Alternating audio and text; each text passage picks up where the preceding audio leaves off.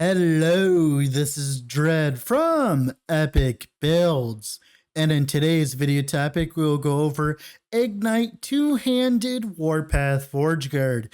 Finally, an Ignite build that doesn't disappoint. Before we get into the video, if you've been enjoying the constant flow of Last Epoch content, I'd suggest leaving a like on the video, as that's the best way to support the channel. So Ignite is close to the worst ailment in the game. It used to be the second worst next to Frostbite, but Frostbite got the giga buff of easy access to increased duration and effect, like Frostbite Shackles and Snowdrifts, which means Ignite was hardcore power crept this patch. But it has the shining light of Warpath to fall back on. So Ignite historically does not have much support from anywhere, but Warpath is the exception. It has 45% Ignite effect from the Ignites applied by it, and this combined with Fiery Dragon Shoes, we get up to 80% Ignite effect, which for any other build is absolutely unheard of. They also introduced legendary items this patch. This is important due to the fact that a lot of the items that support Ignite are bad uniques. Uniques like Soulfire, Fiery Dragon Shoes, Sun Wreaths, and a lot more than just that support Ignite. But their stats were bad outside of the Ignite stuff, which meant if you were trying to make an Ignite build work, you were forced to wear very bad uniques to compensate for the low amount of Ignite support in the skill trees and stuff. So this is my close to finish concept of Ignite Warpath within the new systems. I have a few 2 to 3 LP items, including a 3 LP Soulfire and a 3 LP Bleeding Heart. And obviously this is nowhere near as insane as you can get, but officially the legendary system has provided us with so much power that we can make the worst ailment in the game to work in decent corruption. We also make pretty huge changes to make this work, like using Smite as an extra source of Ignites, as well as using Devouring Orb to replace the clear we lost when they removed Manifest Strike a few patches ago. It means we actually can compete with the other Warpath builds in terms of damage, and to be honest, since they've nerfed Bleed Warpath like 50 different times now, Ignite Warpath is looking better by the day. One cool thing is, since we are a two-handed Warpath build, we get pretty good area versus all the dual-wield ones, which means we clear faster than other variants, making this a little bit more fun to play. One last thing I'd like to note is the Tier 6 Ignite Duration Titan Heart I slammed on stream the other day. Twitch link in the description, by the way. Okay, boys. Fire damage, Ignite Duration, that's the success.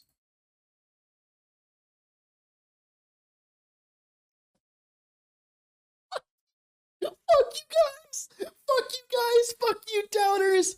Fuck you!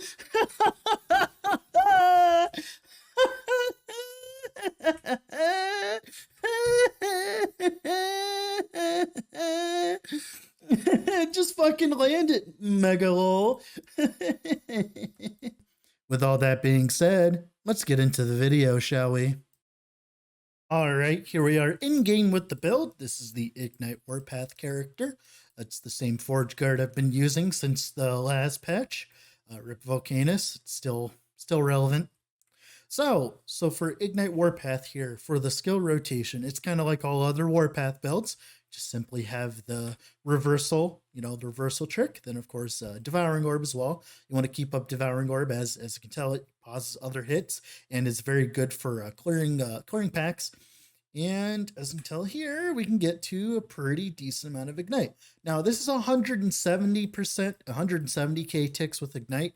Now, this is a lie because we are missing the Fire Shred from Shield Breaker. This will not apply to the dummy because there's no throwing attacks, because Axe Thrower does not count the dummy as an enemy. So, of course, dummy is an enemy. So we're missing 40% more damage there.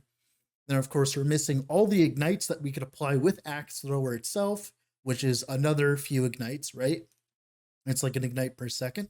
Then, of course, we're missing Smite, because Smite doesn't actually proc on the dummy here, as you can tell, even though it's supposed to, proc every second with Winds of Justice. So that's another few Ignite procs per second, and Smite does a lot of damage because of that.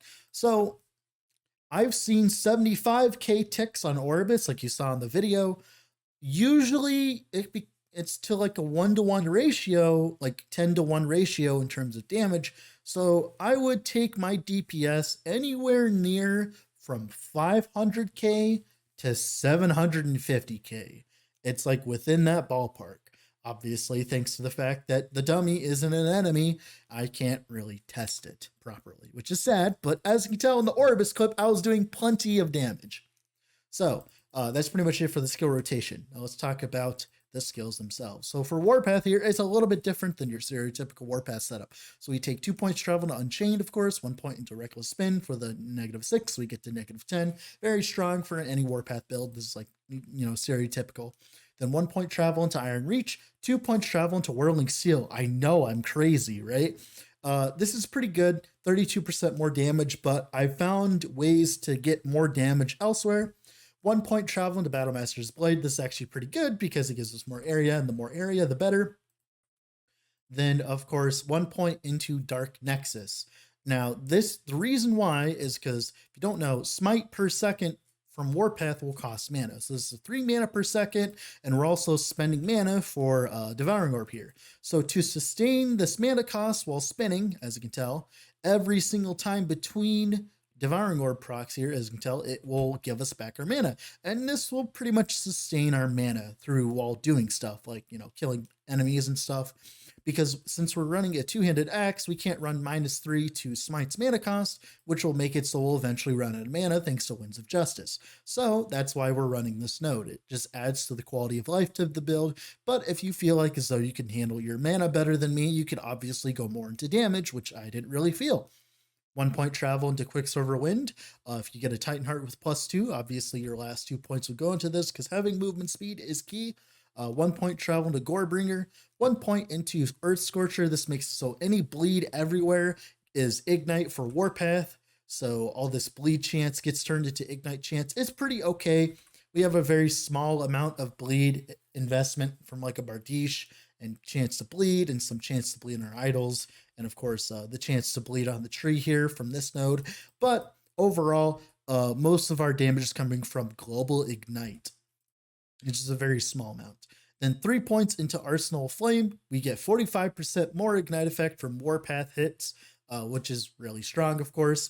2 points travel into Path of Heavens. This does nothing for us. Then 4 points into Winds of Justice, which makes it so there's a Smite proc every second, which is very strong because that Smite is applying Ignites at 2.5 times its damage rate thanks to Sacrifice, which is a lot of damage. Turns out this is a lot of damage with ailments. So yeah, that's pretty much it for Warpath. Stereotypical sigil setup, we just make a little bit of a difference. We take a little bit less investment in these points and put it into the Ignite chance because we are applying Ignites from Devouring Orb, Smite, and all that. So we want the global Ignite chance. Then reversal, stereotypical utility, reversal setup, nothing different here. Smite, of course, we want 5 points into Sacrifice for the more damage. 5 points into Atonement to make it so we don't consume any health. My health was kind of iffy when I did not have 5 points in this. 5 points in this is worth it, especially since none of the other nodes really help you other than the Ignite chance. But this is potatoes versus how much Ignite chance we actually get from everything else. Then, of course, 4 points into Righteous Flurry. This will proc even if we proc Smite through a different source, which just gives us more attack speed, which means we attack faster with Warpath, which means we apply more Ignites. So everything in here is pretty strong. Being able to use Smite to assist in our damage dealing capabilities on single target means that all we have to do is worry about our clear, which is what Devouring Orb is for. So Devouring Orb, I actually did a change from my last Devouring Orb setup. I took 2 points out of Dark Torrent and 2 points into World Route for the extra duration, because the longer your Devouring Orbs last, the more you can have at once. And what will happen is Devouring Orb, when you kill an enemy from any source, Devouring Orb will do this little proc, this little AoE proc, and it will do it as many times per second as you kill things. So if you like kill 5 things in a row, it will do it 5 times. It does have a 0.2 second cooldown, but that's plenty still to like do a bunch of hits. And all of those little hits, they all apply ignites, which means you kill much faster, like you kill trash. Because since Warpath has problems with killing things quickly because of that negative reduced modifier of ailment chance, it makes it a little bit more difficult to clear trash fast, even with a lot of attack speed and stuff. It feels kind of terrible to clear trash with Warpath.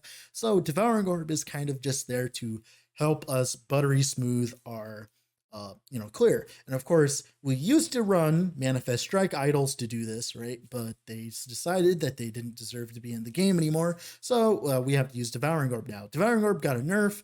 For nerf, we lost the movement speed here. It used to be 20%. I missed this movement speed already, but we get attack and cast speed, so who cares? But still.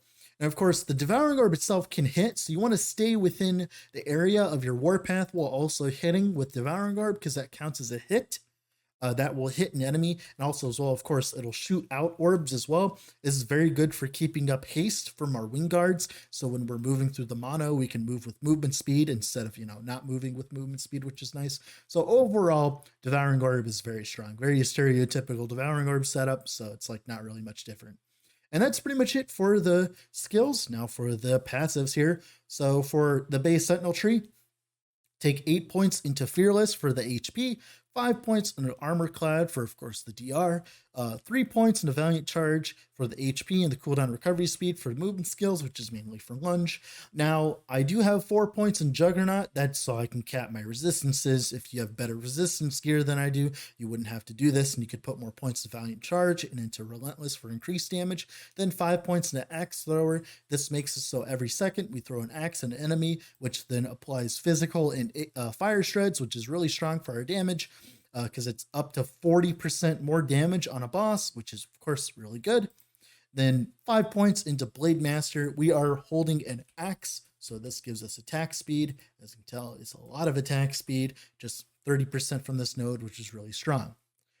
Then, of course, 10 points into Abyssal Endurance, of course, for the HP, Phys Res, and Void Res, as we are kind of like lacking resistance as this build because of what I'm setting up. 5 points into Devouring Blade Travel so that we can get to Devouring Orb. The increased damage on kill is cool, but not really necessary, but there's nothing else it's important. Then for Paladin, 8 points in Defiance. We're running a lot of different kinds of gear. We're not running much resistances, so this helps a lot. 6 points in Conviction for the Fire Pen, of course. Fire Pen is really strong. Like, Pen in general is really strong with ailments, as it's just a more damage multiplier. Then, of course, 1 point into Divine Bolt. This is a 20% chance to cast a Divine Bolt at an enemy. I don't know if it'll proc here. It's actually another hit as well. There you go. This is literally just another hit to apply our Ignite chance. As you can tell, we're trying to apply as many hits per second, which is how we deal really good ailment damage, right? Then the Forge Guard here, we take 9 points into Weapons Master. The Strength helps us because it gives us armor, and the attack doesn't matter. It's a little bit less armor than with this node, Battle Hardened, but of course, obviously this gives us damage while also giving us armor. 1 point travel into Peltist, 9 points into Guardian for the HP. You want as much HP flat as possible. Of course, especially since we're running a Titan Heart. 4 points into Shield Breaker, of course, for the Fire Shred stacks, whole reason why we're running the Axe Thrower node. Then 10 points to Smelter's Might. This is one of the reasons why the build works, because we get 140 bleed chance and 140 ignite chance because we're running a two-handed weapon, and this also gets doubled since we're running a two-handed weapon, which means we get 140 of each, which is really strong. There's like 280 chance to ignite with our Warpath because the bleed chance gets converted to ignite chance. 1 point into Iron Reflexes. Why are we doing this? So Iron Reflexes, you don't know, it converts your dodge to armor. And we're doing it because of Wing Guards. Wing Guards gives us a lot of our flat armor, as you can tell. And this flat armor will give us a lot more later on. And we get up to like 70 to 80% armor thanks to that. And as you can tell, Wing Guards has a lot of flat armor. This is one of the strongest things about Forge Guard when it's running Wing Guards, is to be able to run this node and get that much more flat armor. Because the more and more I've been playing the game, the more and more I've been valuing armor over other stats, because armor just makes you feel tanky later on. 6 points into might, of course, for the strength and the increased health. Of course, both really good stats for us. 5 points in infinite bulwark just makes it so whenever we pop potion, we get a bunch of armor, percentage armor, and this is really good with like armor while channeling and stuff like that, and the flat armor we have from our wing guards. Then 8 points to molded by the forge, whole point fiber forge guard, 200% melee bleed chance while you're wielding a two-handed axe. That's on top of the 178% melee bleed chance. Well, we have the axe, and of course the bleed chance, the ignite chance. That's why this build does so much damage, is because we have so much flat chance that the 40% less chance to apply doesn't really matter for us, right? So that's why we're able to do so much damage with Warpath, even though I'm not running 5 out of 5 in Whirling Steel. So that's the whole reason to be a Forge Guard. The whole reason why Ignite Forge Guard even exists is because of this node. If it wasn't for this node, it would be like meh, and you just play Paladin instead. And that's pretty much it for the passives. Now for the gearing. This is the fun part because I get to show you all of my cool toys. So first things off, I finally dropped the Throne of Ambition after a patch. Yay, everybody clap. Throne of Ambition is really strong and it's proving to be insanely strong, as you've seen in the last few videos and like some people's builds. Allows builds that build armor from like getting hit, like the Thorn Shield build, or this build specifically allows you to build armor on a boss, which means you can face tank most things. Like you saw in the footage there, I took a bunch of hits from Orbis because I could just tank it with the armor. And of course, the increased fire damage is insanely strong because that applies to your ignites. So it actually gives you even more damage versus bosses thanks to that. Now for the helmet, ignite duration, of course, you want this exalted eventually, right? HP, you could get bleed chance while wielding an axe, or you can get like, yeah, I think that's it. Or you can get fire damage over time percentage. Of course, this is a really good slot to either turn into a legendary with, where is it? There's like a helmet that you could turn. There's like a helmet that you could turn legendary. Let me show you. Where is it? Here it is. No, Soulfire, duh. No. Where is it? I actually don't know where it is. 1 second here. Oh, here it is. We could turn this Calamity into very easily into an Ignite helmet for us. 150% chance to ignite with fire skills that will apply to our Divine Bolt, to our Smite, and our Warpath, and it's a bunch of increased damage. Whenever you kill an enemy with a fire skill, take 4 fire damage. That doesn't really matter. Who cares? Like, that doesn't really do anything because you have resistances. So this is a very good slot for a legendary potential. Or you could go for a sealed opportunity and go for a sealed item, where you can go for triple prefix with like vitality or bleed chance while wielding an axe. You can go for fire damage over time and ignite duration. And of course, the suffix, HP, and endurance. I have resistance there because, you know, gear, and also as well as you can tell, I kind of need the resistances anyway, so whatever, right? Of course, the crit avoid base is the best if you're not going for Calamity, right? 3 LP Bleeding Heart. If you did not know, I have 2 3 LP Bleeding Hearts. It's pretty ridiculous. I have 1 for bleed, and I have, I have 1 for bleed, and I have 1 for ignite now, as you can tell. 1 for bleed and ignite. That necrotic res really helps. Of course, the elemental damage over time is insanely strong, and of course, the fire damage over time. This is not perfect. You could obviously go for better, but overall, you want a Bleeding Heart anyways. You don't care what stats are on the Bleeding Heart because it gives you all of your sustain, because this is one of the only sources of global health leech, which applies to your dots. Of course, the weapon, of course, you saw that earlier. You want a Bardiche with attack speed, increased fire damage, increased damage over time, whatever you can get there. This benefits from having a sealed prefix because you could have a sealed something, and then of course fire damage and damage over time and attack speed. So you can have a 5 affix weapon, which would be one of the main reasons why to run a two-handed weapon at this point. And of course, bleed chance, ignite chance, of course. If you sealed a suffix for some reason, you can get like health on hit for more sustain, but it doesn't really matter. And of course, that bleed chance gets converted into ignite chance for Warpath, and that's why Bardiches are best in slot. Then our chest, I'm running a Titan's Heart. Why am I running a Titan's Heart? Well, a Titan's Heart is better.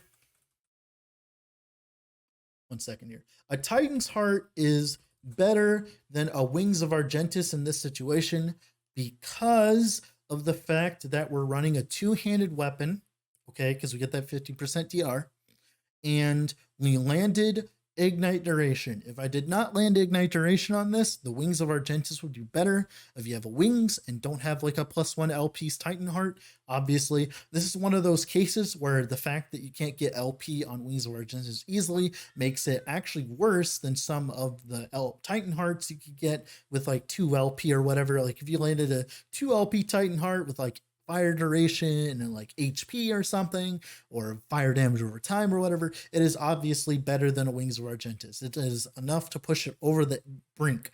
I got T6 Ignite Duration, which is insane. That Ignite Duration is really strong. It's the only other source of Ignite Duration I have is on this helmet. So this pretty much almost like gives me 50% more damage, which is ridiculous. And of course the DR is nice. And of course the increased health is nice.